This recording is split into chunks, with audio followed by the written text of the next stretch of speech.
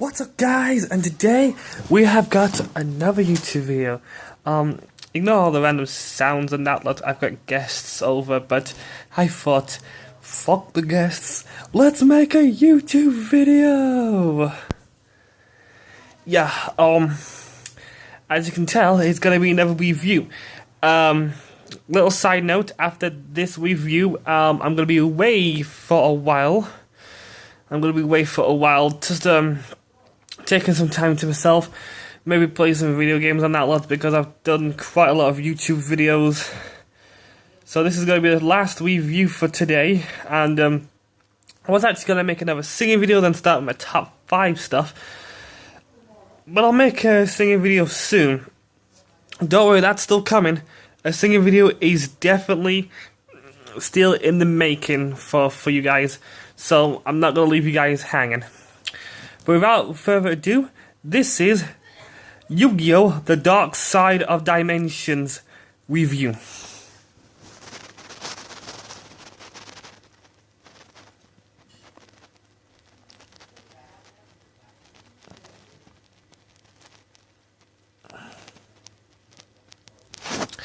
As if you can remember from my previous one, Yu-Gi-Oh! Bonds Beyond Time, I stated it's in a double pack thing because it cost me £10. Don't know how much that is in America, or if it's different price in America or different countries. So don't ask me that. I live in the UK. Anyway, this movie, The Dark Side of Dimensions, is pretty good.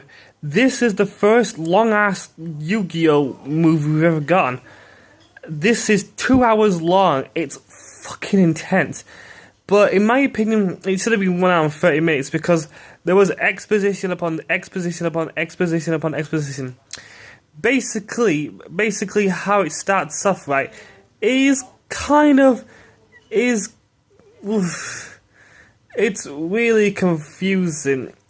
If I can remember how it started off, I think it started off with Seto Kaiba challenging the Pharaoh to a card game and winning in that virtual reality thing, though, with his high-tech duel system. I think that's how it started off. Oh, wait. Oh, did it not?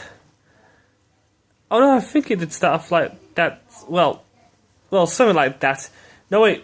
Oh, no, it's a bunch of archaeologists. It looks like it's from one of the other Yu-Gi-Oh! Movies we've seen. The first ever Yu-Gi-Oh! Movie we've seen. But these archaeologists are looking for the Millennium Puzzle to bring back the Pharaoh because Seto Kaiba wants to challenge him into a real life Yu-Gi-Oh! Duel. Or Duel Monsters card thing. He doesn't want to fight holograms and that lot. He wants to face the real deal. I've actually found out what Yugi's Pharaoh's name is. I think he said it in the series. I haven't finished the series. I need to start that again. I think said his name was Atem. I think that's the truth. No, it doesn't say his name on the back. Very helpful, these fucking descriptions, aren't they? Anyway, after that, they were trying to look for the Millennium Puzzle, which it didn't. Seto Kaiba said, I'll be down there soon. Then it went to like a high school thing with Yu-Gi-Moto. Because the thing is, though, the only reason Yu-Gi-Moto's lost the Millennium Puzzle and Atem, basically because he basically wanted to fight Yu-Gi-Oh! Into like a card game duel. If Yu-Gi loses, then Atem will stay with him, though. If Yu-Gi wins, then Atem will leave, because that means it proves that Yu-Gi is ready to do his own stuff and go on his own. So yeah, basically, the Dark Side of the Dimension is basically about the planner. Is it the planner? Pharaoh's defeat. Pharaoh's son. Nope. No, it doesn't say what it's actually called about. Really, these descriptions are useless. This description on the back is fucking useless. I think it is the planner, basically. And it's done by a guy called Master Shin. Yes, Master Shin. I know it's not Tien Shinhan. That would be kind of cool, in a sense. Yeah. No, cool, not weird. Cool. Actually, no, it's kind of weird because it's a different universe. Anyway, well,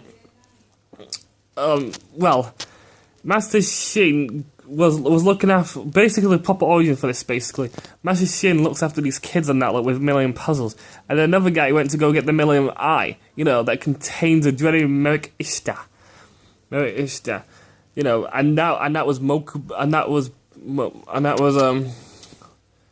Mokuba's, Bakura's, because Mokuba is Kaiba's younger brother. No, Bakura is the other guy. He's the British dude. Bakura basically went to follow his father to go get the Millennium Eye, because he was worried about his father. His father picked it up and then died from it because you have to be chosen. But it turns out Bakura was chosen and then basically killed Master Shin and then almost killed all the other kids. The other kids managed to survive, but then they were so hungry in that lot until one day Master Shin came to their rescue. Because basically those kids were beggars for this fat guy who was never pleased with their money, who wanted more money. And they never fed them. But basically, when Shin came and took that guy's soul, and then basically gave this planner to this diva character who goes by Aigami as a kid's school, basically. So people don't know what his real name is, but he's Diva. He wants to make the world into a different place after when Master Shin died. But anger and fear took it over him because he said, never let that happen, or else the powers of the planet can be used for something deadly. He said it wasn't good. So the only way to stop them was trying to summon the Pharaoh to stop them. In hindsight, there's too much exposition, and it's kind of hard to explain most of it without getting too many spoilers. There's quite a few card games. There's one full card game with the Pharaoh and Seto Kaiba, which is a virtual reality, so I'm not sure if you count that. There's a short type of card game that gets postponed with Diva and Seto Kaiba, because Seto Kaiba's trying to put like the melon pieces together, and then Diva steals 2 pieces, gives one to Sarah and keeps one to Sarah, and Sarah gives it to Yugi to look after because he trusts Yugi. I mean, who the fuck wouldn't trust Yugi? He's the king of games. He's awesome, man. And then after that, the next card game.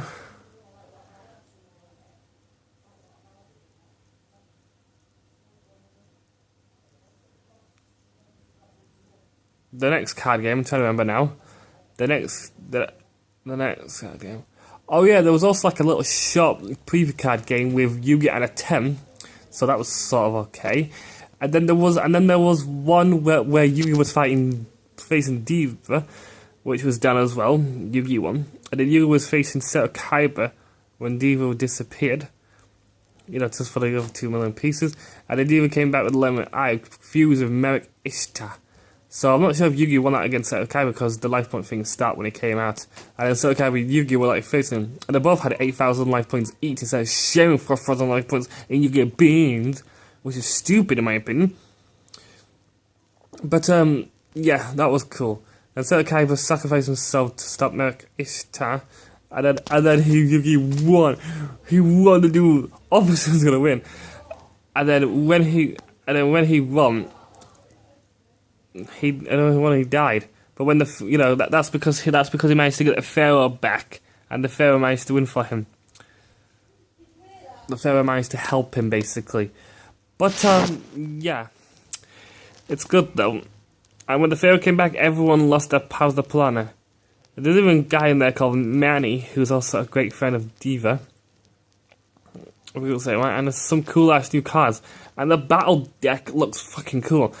Besides from all the exposition, it's pretty darn good movie. My opinion, I would give it a 4.5 star, 8 out of 10. 4.5 star, 8 out of 10. It was still good, better than Yu-Gi-Oh! Bonds Beyond Time, but the exposition was too much though, and it was way too long for a Yu-Gi-Oh! Movie. It was a good Yu-Gi-Oh! Movie to say the least. It was way too long. And at the end, everyone all graduated, because we were graduating soon, and they had to leave. And by God, does Taya look hot in that. Yeah, sorry about that. Anyway, guys, this is kind of a less than 11 minutes. Yep, didn't hit the 11-minute mark. Who cares? Anyway, guys, that's my review. Like I said, 4.5 stars, 8 out of 10. Still a good movie. I would still recommend it, but maybe less pricey. Anyway, guys, that's it for me, and see you soon when I can, because I'm taking a break. Bye, guys. Bye. See ya.